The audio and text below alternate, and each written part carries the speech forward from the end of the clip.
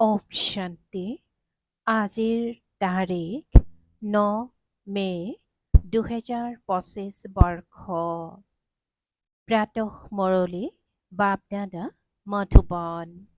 আজিৰ পিতাৰ অমৃতবাণী হৈছে, মৰমৰ সন্তানসকল, তোমালোকৰ নিচা থাকিব লাগে যে যিজন শিৱৰ সকলোৱে পূজা কৰে তেওঁ এতিয়া আমাৰ পিতা হৈছে।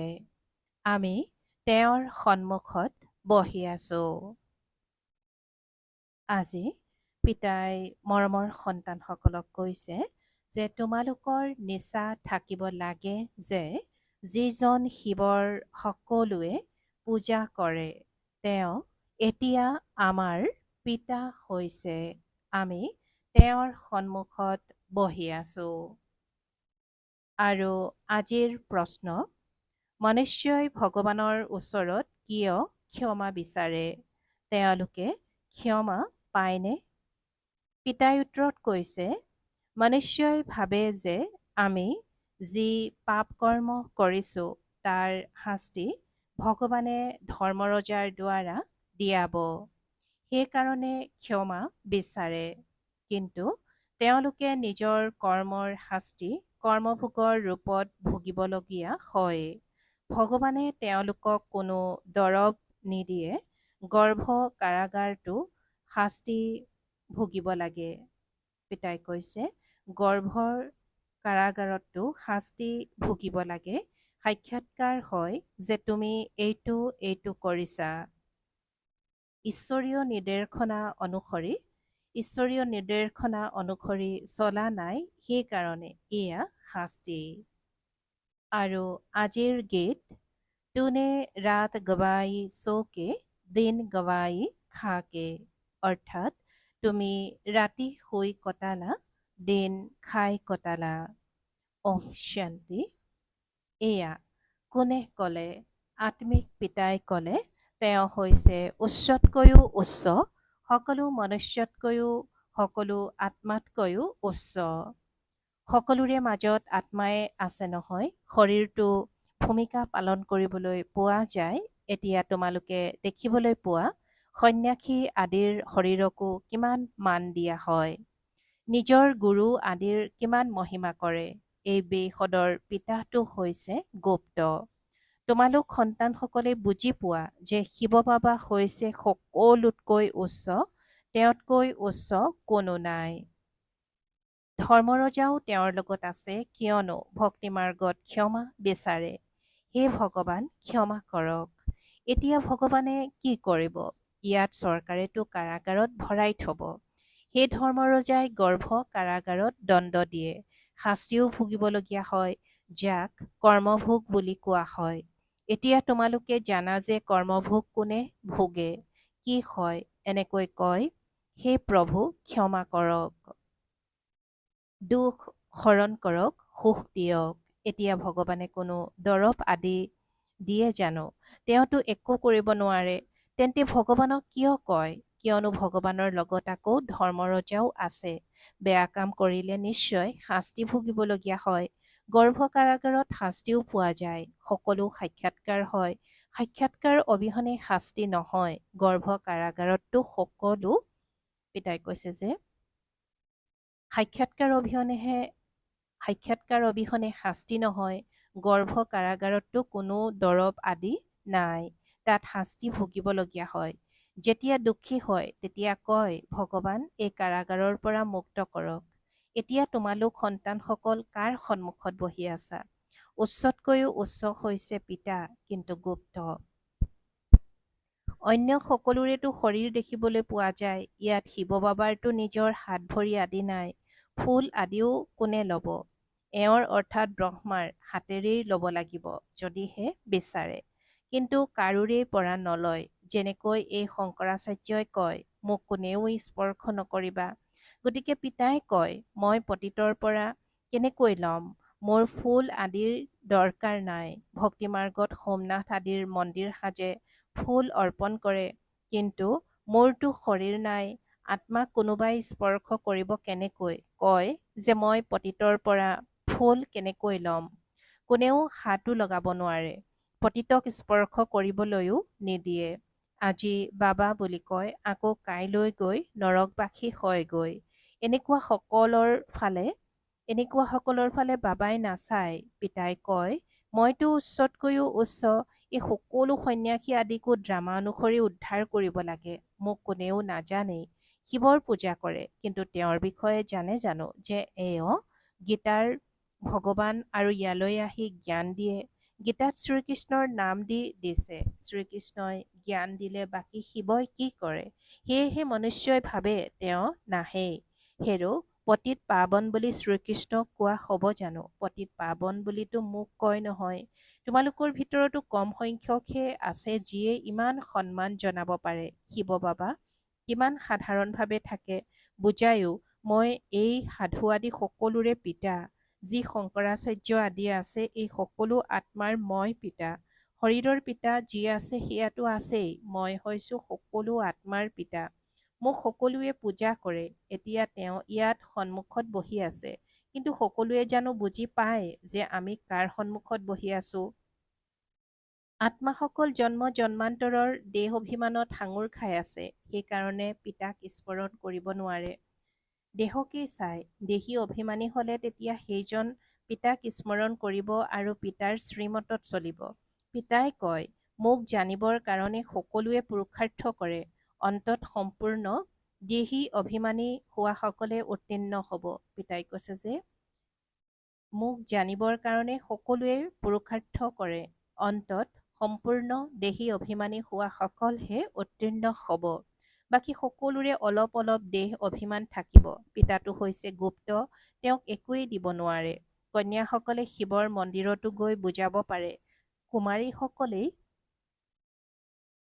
কুমাৰীসকলেই শিৱ বাবাৰ পৰিচয় দিছে। অৱশ্যে কুমাৰ কুমাৰী দুয়োৰে প্ৰয়োজন। কুমাৰসকলেও পৰিচয় দিছে। মাতাসকলৰ বিশেষভাৱে উন্নতি সাধন কৰা হয়, কিয়নো তেওঁলোকে পুৰুষসকলতকৈ বেছি সেৱা কৰিছে।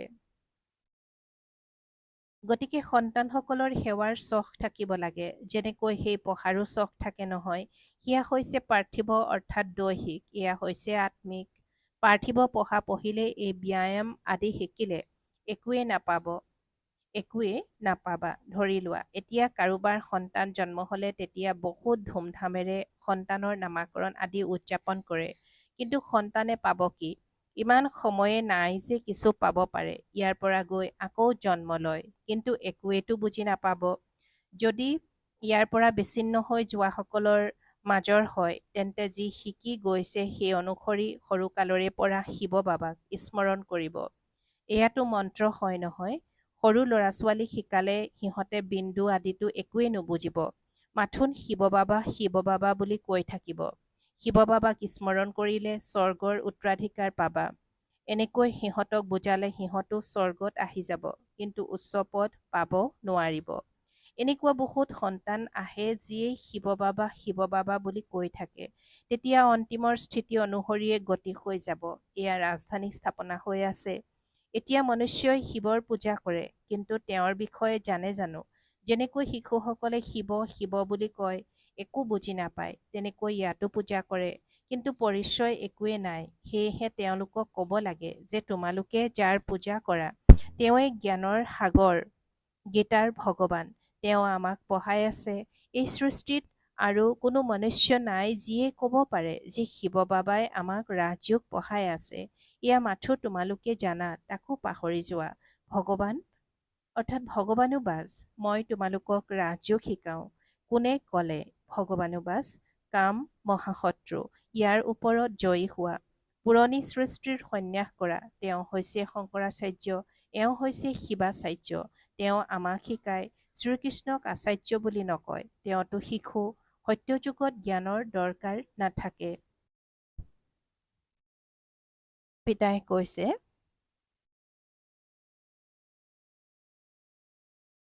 এয়া মাথো তোমালোকে জানা, তাকো পাহৰি যোৱা। ভগৱানুবাজ, মই তোমালোকক ৰাজযোগ শিকাওঁ। কোনে ক'লে? ভগৱানুবাজ, কাম মহাশত্ৰু, ইয়াৰ ওপৰত জয়ী হোৱা। পুৰণি সৃষ্টিৰ সন্যাস কৰা। তেওঁ হৈছে শংকৰাচাৰ্য, এওঁ হৈছে শিৱাচাৰ্য। তেওঁ আমাক শিকায়। শ্ৰীকৃষ্ণক আচাৰ্য বুলি নকয়, তেওঁতো শিশু। সত্যযুগত জ্ঞানৰ দৰকাৰ নাথাকে।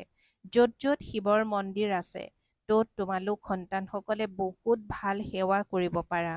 শিৱৰ মন্দিৰবোৰলৈ যোৱা মাতাসকল গ'লে ভাল, কন্যাসকল গ'লেতো আৰু বেছি ভাল। এতিয়াতো আমি বাবাৰ পৰা ৰাজ্যভাগ্য ল'ব লাগে। পিতাই আমাক পঢ়ায়, তাৰ পাছত আমি মহাৰজা মহাৰাণী হ'মগৈ। উচ্চতকৈও উচ্চ পিতাই হয়। এনেকুৱা শিক্ষা কোনো মনুষ্যই দিব নোৱাৰে। এয়া হয় কলিযুগ। সত্যযুগত এওঁলোকৰ ৰাজ্য আছিল। এওঁলোক ৰজা ৰাণী কেনেকৈ হ'ল, কোনে ৰাজযোগ শিকালে যে সত্যযুগৰ মালিক হৈ গ'ল।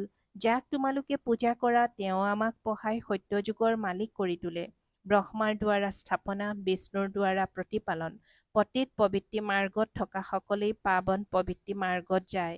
এইদৰে কয়ো যে বাবা আমাক পতিতসকলক পাৱন কৰি তোলক, পাৱন কৰি এওঁলোকৰ অৰ্থাৎ লক্ষ্মী নাৰায়ণৰ দৰে দেৱতা কৰি তোলক। সেয়া হৈছে পবিত্ৰী মাৰ্গ। নিবৃত্তি মাৰ্গত থকা সকলৰ গুৰু হ'বলগীয়া নহয়। যিসকল পবিত্ৰ তেওঁলোকৰ গুৰু হ'ব পাৰে। এনেকুৱা বহুত সংগীও থাকে, বিকাৰৰ বাবে বিবাহ নকৰায়। গতিকে তোমালোক সন্তানসকলে এনেকুৱা সেৱা কৰিব পাৰা। ভিতৰত চখ থাকিব লাগে, আমি বাবাৰ সুসন্তান হৈ কিয়নো গৈ বাবাৰ সেৱা নকৰোঁ। পুৰণি সৃষ্টিৰ বিনাশ সমাগত। এতিয়া শিৱ বাবাই কয়, শ্ৰীকৃষ্ণতো হ'ব নোৱাৰে। তেওঁতো এবাৰেই সত্যযুগত থাকিব, পৰৱৰ্তী জন্মত সেই একেই চেহেৰা, একেই নাম থাকিব জানো? 84 জন্মত 84 চেহেৰা। শ্ৰীকৃষ্ণই এই জ্ঞান কাকো শিকাব নোৱাৰে। সেই শ্ৰীকৃষ্ণ কেনেকৈ ইয়ালৈ আহিব? এতিয়া তোমালোকে এই কথাবোৰ বুজি পোৱা। আধাকল্প ভাল জন্ম হয়, আকৌ ৰাৱণ ৰাজ্য আৰম্ভ হয়।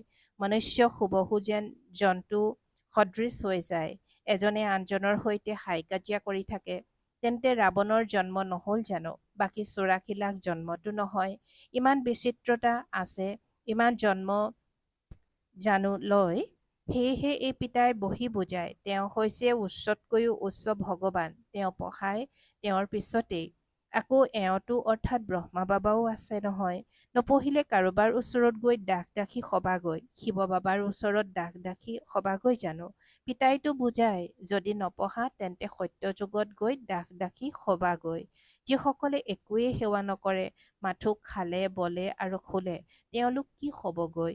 বুদ্ধিতটো উদয় হয় নহয় যে কি হ'মগৈ, তথাপি ভাবে মইতো মহাৰজা হ'মগৈ। তেওঁলোক মোৰ সন্মুখতেই নাহিব, নিজেও বুজি পায় যে মই এয়া হ'মগৈ, কিন্তু তথাপি লাজ পাই জানো? মই নিজৰ উন্নতি কৰি কিছু প্ৰাপ্তি কৰি লওঁ, বুজিয়ে নাপায়। সেইবাবে বাবাই কয়, এনেকৈ নুবুজিবা যে এয়া ব্ৰহ্মাই কয়, সদায় বুজিবা যে শিৱ বাবাই কয়। শিৱ বাবাৰ প্ৰতিটো সন্মান জনাব লাগে নহয়।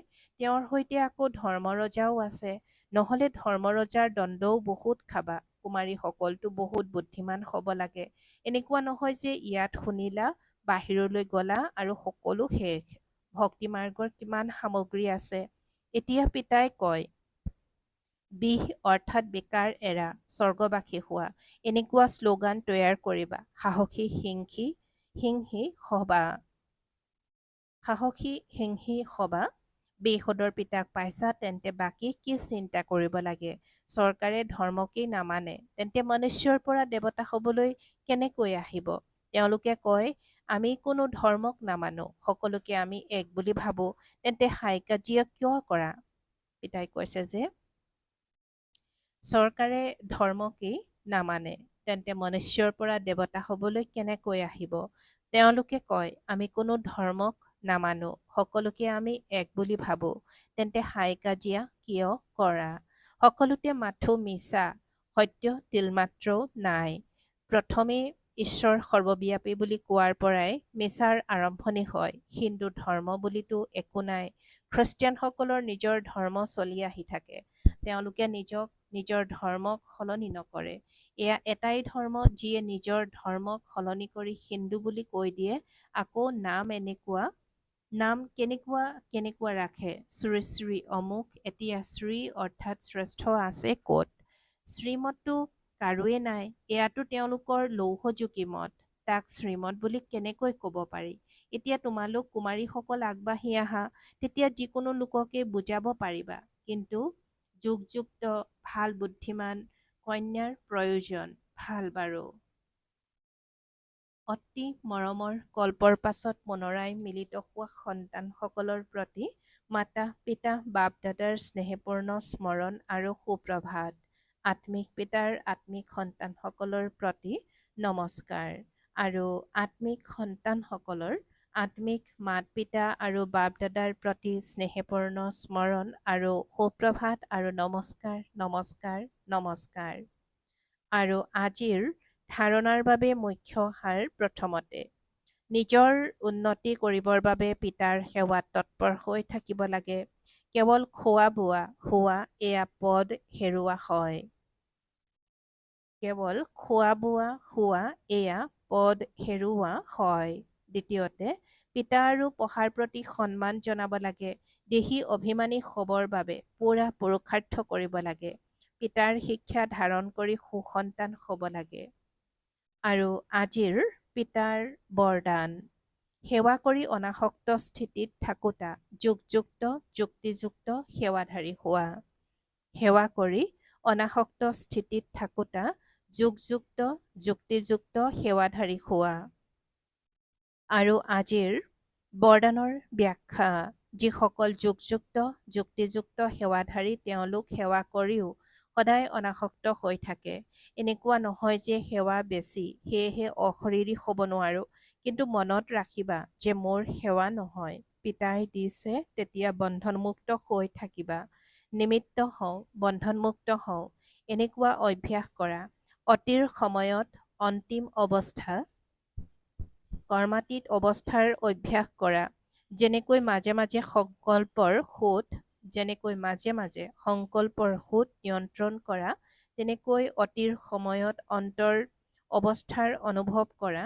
তেতিয়া অন্তৰ সময়ত সন্মান সহকাৰে উত্তীৰ্ণ হ'ব পাৰিবা। আৰু আজিৰ শ্লোগান শুভ ভাৱনাই কাৰণক নিবাৰণলৈ পৰিৱৰ্তন কৰি দিয়ে। পিতাই আজি শ্লোগানত কৈছে শুভ ভাৱনাই কাৰণক নিবাৰণলৈ পৰিৱৰ্তন কৰি দিয়ে। ওম শান্তি।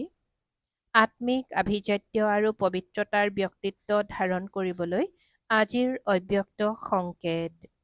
পবিত্ৰতা ব্ৰাহ্মণ জীৱনৰ বিশেষ জন্মৰ বিশেষত্ব।